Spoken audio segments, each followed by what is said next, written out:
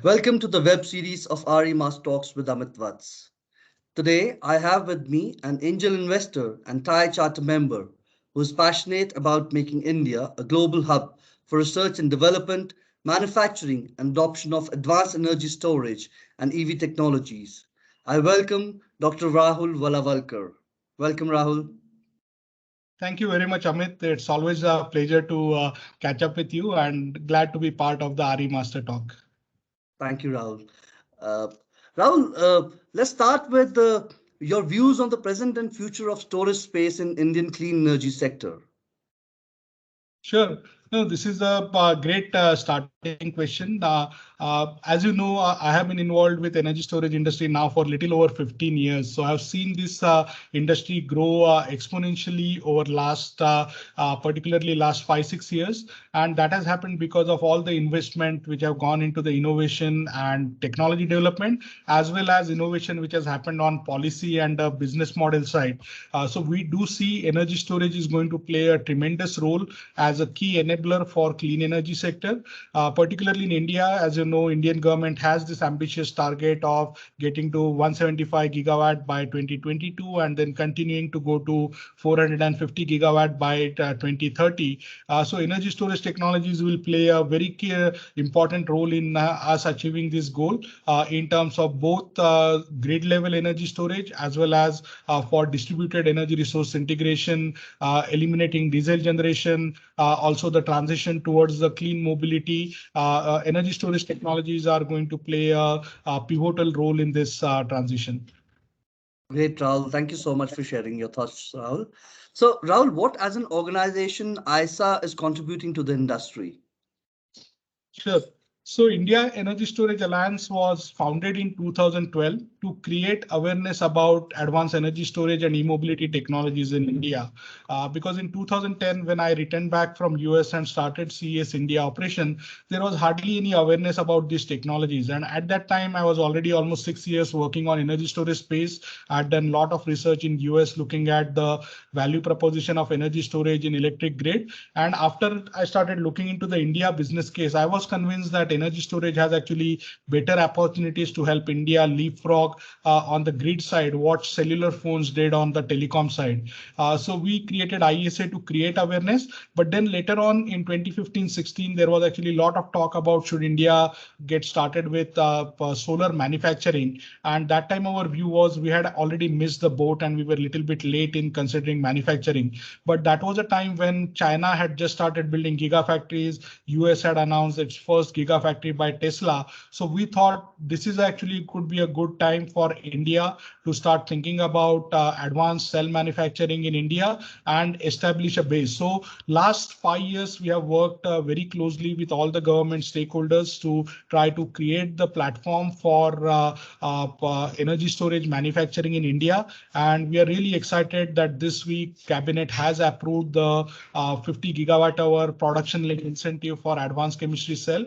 We do hope that this will create a vibrant R&D and manufacturing capability in India. But we have also been working on the policy side for helping demand creation, for enabling hybrid projects on the grid side, or we have initiatives such as EV adopter circle for enabling faster adoption of electric vehicles in India. We have MOUs with agencies like ESL for again accelerating the deployment of EV charging infrastructure as well as leasing out electric vehicles. So as a ISA, we are trying to work across the complete value chain. As a result, ISA has grown from 5 members to now more than 130 members, which span everyone from companies who are into renewable industry, e-mobility industry, battery manufacturing companies, as well as companies who are into supply chain, R&D institutions, as well as adopters. So we are trying to support all stakeholders in the industry through our efforts of ISA.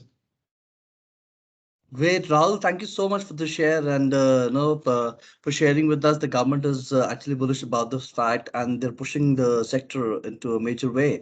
Thank you. So, Rahul, taking a cue from what you've just narrated, we would want to know that what ISA is doing to cultivate talent and address the manpower requirement in the storage space. Thank you, Amit. I think you raised a very important question because this is a very critical question for any new industry when it is starting, right? And skill development is going to be perhaps one of the toughest challenge for us to meet. And this is the area where ISA, in fact, 3 years back, launched an initiative called ISA Academy, where we have been doing various online as well as in-person training programs in various with our various partners. For example, for automotive trainings, we have partnership with ARAI Academy of the Automotive Research Institute of India. We have partnership with AIMA, Indian Electrical and Electronic Manufacturer Association, for supporting manufacturing industry. We have partnership with Administrative Staff College of India for educating policymakers and regulatory staff of utilities and other key stakeholders. We have partnership with CMET, Center for Materials for Electronics Technology, as well as SECRI, Central Electrochemical Research Institute, for doing hands-on training for cell manufacturing and materials related research. So we are on an ongoing basis looking at such partnership, and especially during this COVID period, we have now invested heavily in building a learning management system. And as part of the ISA membership, we include unlimited access to the online training programs which are done by ISA for members throughout the year. We have their trainings on a 2 different level. We do regularly knowledge series webinars where actually different ISA members share their insights about particular areas where they are working, and it helps in building the community around that. And we also are doing certified training programs where we do properly educational approach, where there are well-designed curriculum and these trainings can be taken. And later on this year, we are also introducing certification courses. Also, we are planning to make these courses open source so that any of the academic institutions who join hands with ISA will be able to access these course materials and teach it in the classrooms. That way, the students coming educating from these institutions can have a better opportunity to get integrated with the industry. We also have started various internship opportunities, and we are also planning to launch a job board later on this year. So we are not looking at training just for sake of training, but we are looking at working with more than 130 members, identifying specifically skill requirements or gaps which exist, and ISA Academy will be working with our partners to fulfilling those gaps. Great, Rahul. Thank you so much for the share. In fact, all the viewers who are actually watching this program, they can get connected with ISA and make use of all the program which are being shared on the platform. Thanks, Rahul. This was really great. So, Rahul, 3 years from now, what will be the market value of storage in the clean and in a clean green energy space in India and overseas? Sure. So each year ISA does annual market assessment, one on the stationary side and one on the e-mobility side. So as a combined, we are right now the India energy storage market is somewhere around advanced technologies like lithium ion batteries is around 5 to 6 gigawatt hour. There is additional almost 20 plus gigawatt hour market which exists for current technologies, mainly lead acid batteries. So we do expect the lead acid battery market to continue. It may stagnate a little bit or maybe go down slightly with introduction of newer forms of technologies, but it will still remain a major part of the ecosystem. But going forward, the advanced technologies, particularly lithium-ion batteries, the market is expected to catch up within next maybe 3 to 5 years with the current lead-acid battery market. And going forward by 2030, this market could become lithium-ion battery market would be more than 100 to 130 gigawatt hour as an annual market.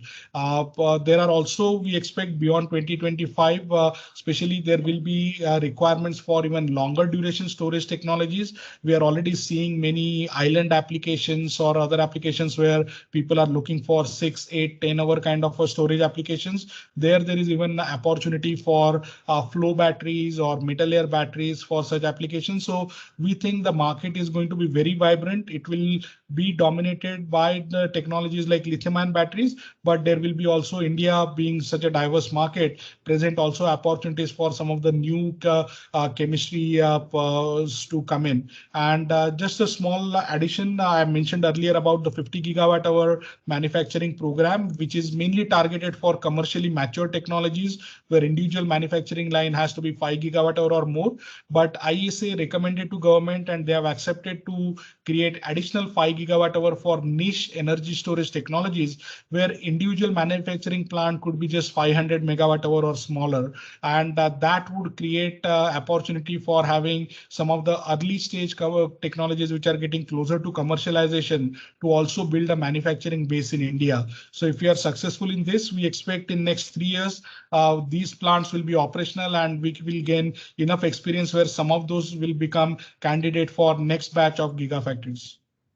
So clean energy is the way forward now, right, Rahul? Yes. Yes. Great. Great. So, Rahul, how do you see the expansion by building international partners in the private sector? So this is again a very important question. India is a little bit late starter in this area, particularly when it comes to the R&D. If you see, there are countries like US, which has been supporting research in this area now for more than 20-25 years. Although in India, we had Central Electrochemical Research Institute, which has done some research, but we have not been able to connect that research with the industry and commercialize that research. So India ends up generating lots of good researchers, but then they end up going internationally and establishing their career or businesses outside India. So I think there is a tremendous opportunity right now to tap into this vast network which has been built over last 50 years. Each year in September for World Energy Storage Day, which gets celebrated on 22nd September, IESA releases annual ranking of top 50 stakeholders who have influenced energy storage sector, and many of those have very close ties with India. So I think we are a great opportunity right now. The COVID crisis have shown how depending on any one country for your supply chain can be risky, and particularly energy storage is going to be very, very crucial for the not just clean energy but overall national energy security for India. So this is the area where we should definitely look at building on this international relationship and allow investing companies in India or form technical partnerships. And I'm hopeful that within next 5 to 10 years, India will become actually even a hub for R&D, and we will be even exporting technologies from India. But for the initial 5 years, I think India will benefit tremendously by these international partnerships where we can leapfrog and sort of catch up on the last 5 years, which we have lost because of some of the delays in the policies and approvals. So this is a very important area where we have to leverage international collaborations. Thanks, Rahul. We as Indians are actually looking forward for this leap to happen, so that more opportunities they come our way as well. So Rahul, out of the box now, I just want to know when you're not into clean energy sector, when you're not onto the knowledge forums, when you are not into research and development and manufacturing. So what exactly is Rahul doing into his free time if he gets that free time? What's your stress buster? What's your what keeps you up and going? So I'm blessed with having two wonderful daughters. Both of them are very good on the creative side. One likes on the art side, on the drawing side and photography. Other one is into creative arts and plays. So I like to get some time with them and my family. Or otherwise, personally, again, this is all now seem too distant, but I used to love going out for cycling or playing some racket sport like tennis or badminton. Now probably I have to start again learning how to ride. It has been almost a year since I've biked outside outdoors. So yeah, so those are some of my hobbies, and obviously same as with the religious following of India, I do follow cricket. So yeah, so these are some of the key things which I spend some time and try to also catch up on some reading once in a while. Great, Rahul. So we don't just have a doctor sitting here who speaks about clean energy, but he's also a family man. He's an avid sportsman as well. In fact, Rahul, it's been a pleasure talking to you. It was very motivational, very knowledgeable as well. And all of us are looking forward, to see you in person in coming days. And thank you so much for being with us today. No, thank you very much, Amit. It's always a pleasure. And again, we have always enjoyed partnering with you and all the help which you have provided over the years for us to do various training programs or take the message out to the wider audience. I look forward to continuing this partnership and together making India a global hub for R&D, manufacturing, and adoption of advanced energy storage and e-mobility technologies so that we can take a leapfrog and be a global leader in clean energy and e-mobility in the coming decade. Great. Thank you, Rahul. Thank you for those Thank you. thoughts. Pleasure. Thank you. Pleasure being pleasure being with you.